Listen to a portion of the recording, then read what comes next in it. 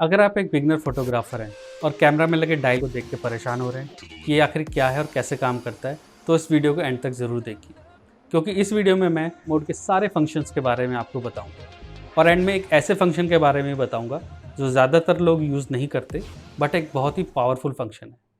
तो बने रहिए इस वीडियो के साथ। नमस्कार दोस्तों, मेरा नाम है आशीष और आप देख रहे हैं आशीष फिल्म्स।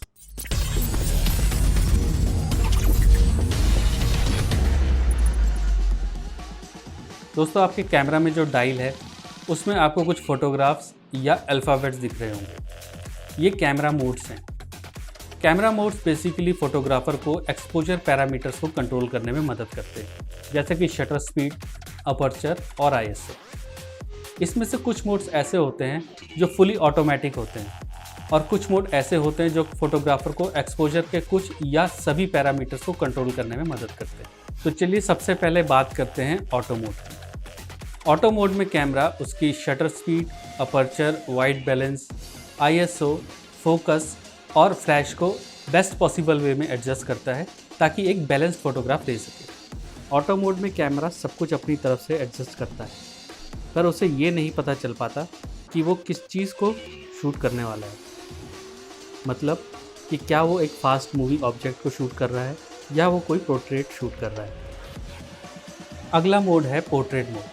जब आप अपने डायल को पोर्ट्रेट मोड पे सेलेक्ट करते हैं तो कैमरा ऑटोमेटिकली एक लार्ज अपर्चर सेलेक्ट कर लेता है।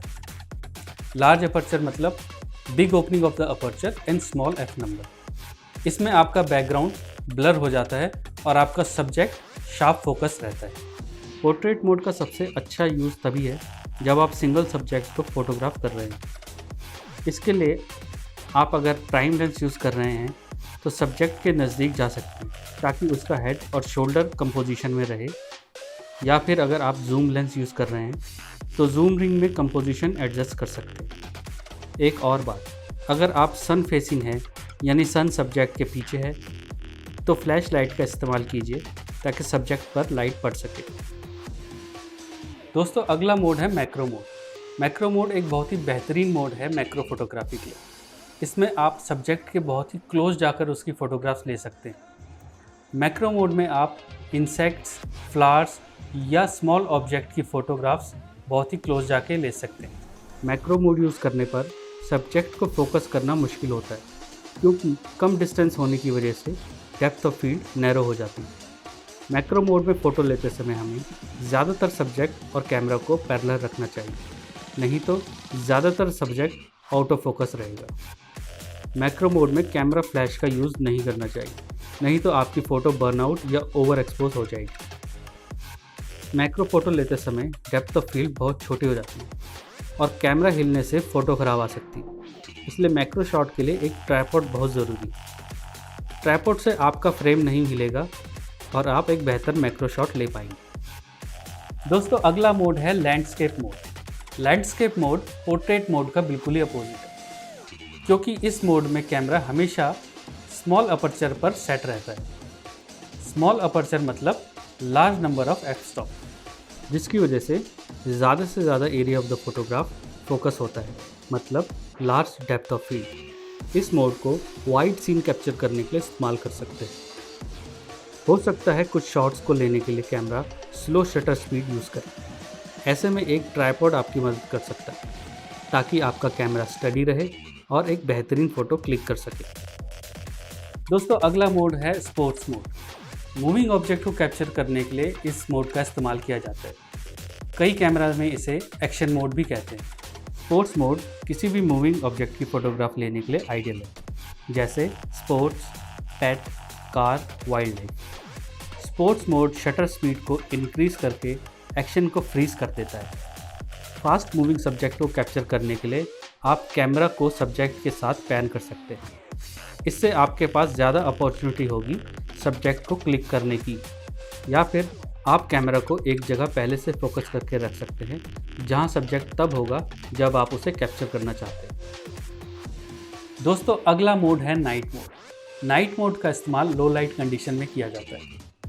इस मोड में कैमरा लॉन्ग शटर स्पीड की हेल्प से बैकग्राउंड की डिटेल्स को कैप्चर करता है और साथ ही फ्लैश लाइट का इस्तेमाल करता है फोरग्राउंड यानी सब्जेक्ट को लाइट देने के लिए। इस मोड में शूट करने के लिए ट्राइपॉड का यूज़ करना अच्छा होगा, क्योंकि लॉन्ग शटर स्पीड में कैमरा हिलने से फ़ोटो ब्लर आ सकती है। दोस्तों अगला मोड है मूवी मोड। मूवी मोड में आप अब स्टिल फोटोग्राफी के साथ साथ मूवी भी रिकॉर्ड कर सकते हैं।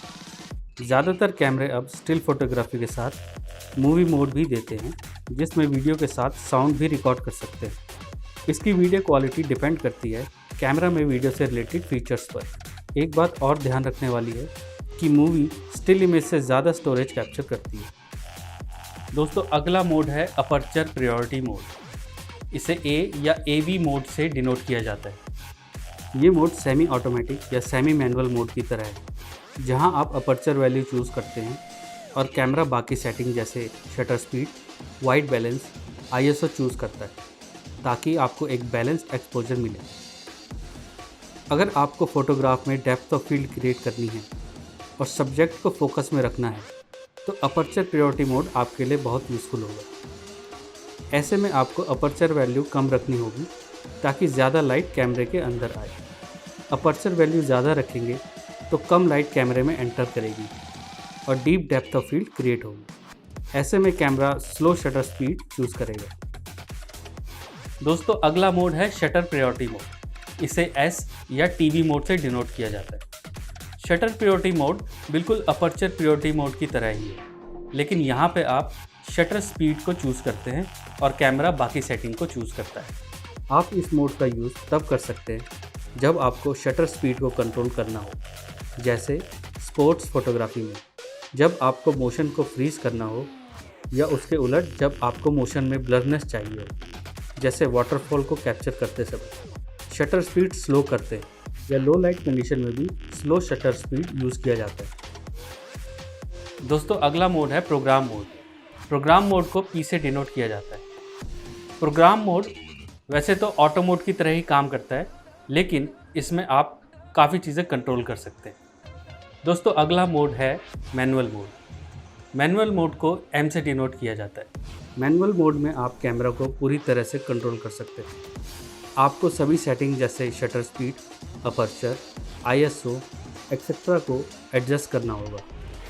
मैनुअल मोड का इस्तेमाल कंट्रोल एनवायरनमेंट में किया जाता है, जहां आपको पता है आप क्या और कैसे शूट करेंगे। दोस्तों मैंने आपसे कहा था कि एंड में मैं आपको एक ऐसे मोड के बारे में बताऊंगा जो बहुत कम यूज़ होता है पर बहुत ही पावरफुल मोड है। वो है प्रोग्राम मोड। प्रोग्राम मोड में कैमरा अवेलेबल लाइट के अकॉर्डिंग अपर्चर और शटर स्पीड चूज़ करता है, पर साथ ही बाकी फंक्शन को अनलॉक करता है ताकि आपको और क्रिएटिव कंट्रोल मिल सके। प्रोग्राम मोड में आपको फ्लैश, एक्सपोजर कंपनसेशन, ISO और वाइट बैलेंस कंट्रोल करने को मिलता है। जैसे कि ऑटो मोड में कैमरा डिसाइड करता है कि उसे फ्लैश यूज़ करना है या नहीं, प्रोग्राम मोड में आप कैमरा को ओवरराइड करके खुद चूज़ कर सकते हैं कि आपको करंट सिचुएशन में फ्लैश यूज़ करना है या नहीं।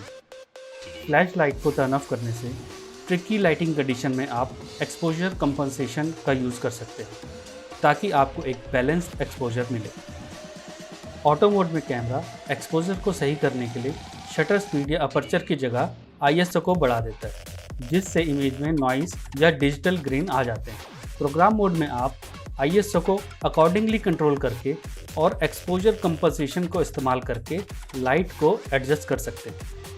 प्रोग्राम मोड में आप वाइट बैलेंस को भी कंट्रोल कर सकते हैं, जबकि ऑटो मोड भी एक एक्यूरेट वाइट बैलेंस प्रोवाइड करता है, लेकिन डिफरेंट लाइटिंग सोर्स की वजह से कैमरा कभी कभी कंफ्यूज हो सकता है।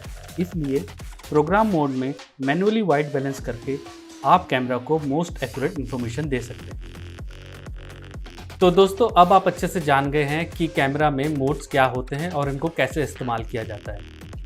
अगर आप फिर भी मुझसे कुछ पूछना चाहते हैं तो आप कमेंट बॉक्स में लिख सकते हैं, मैं ज़रूर आपको आंसर करूँगा। और दोस्तों अगर ये वीडियो आपको इन्फॉर्मेटिव लगी तो ज़रूर इसको लाइक कीजिएगा, ज़्यादा से ज़्यादा शेयर कीजिएगा और इस चैनल को सब्सक्राइब कीजिएगा। इस वीडियो में फ़िलहाल इतना ही। अगली वीडियो में आपसे जल्दी ही मिलता हूँ, तब तक के लिए बाय बाय।